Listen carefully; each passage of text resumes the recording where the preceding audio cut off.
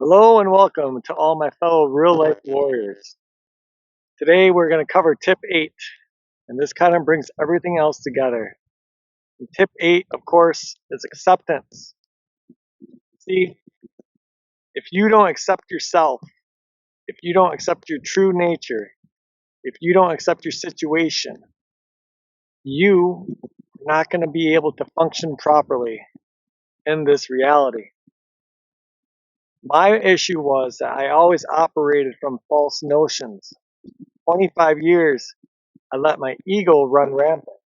When I say ego, I don't mean like, oh, I have a big ego or he has a big ego.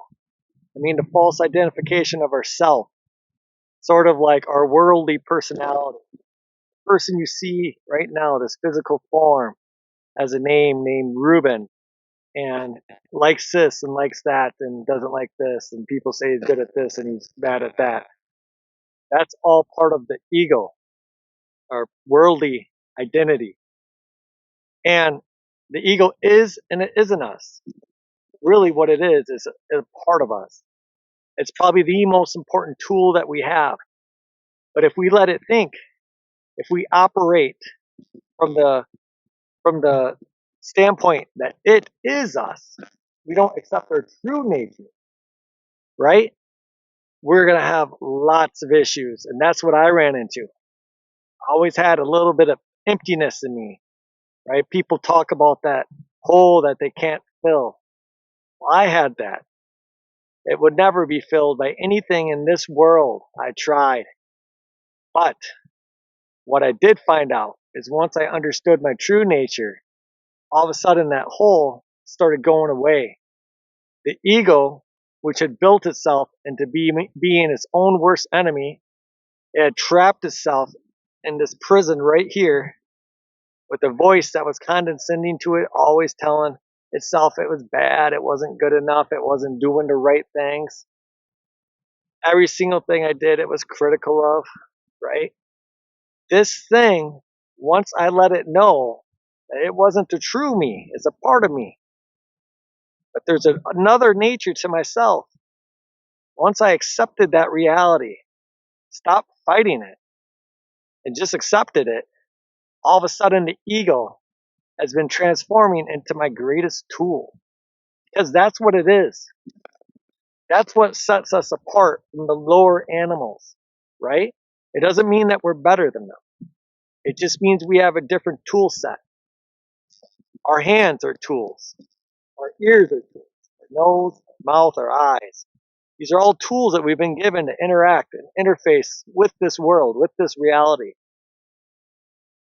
But the one thing we've also been given is we've been given this cognitive ability, as far as we know, no other animal has.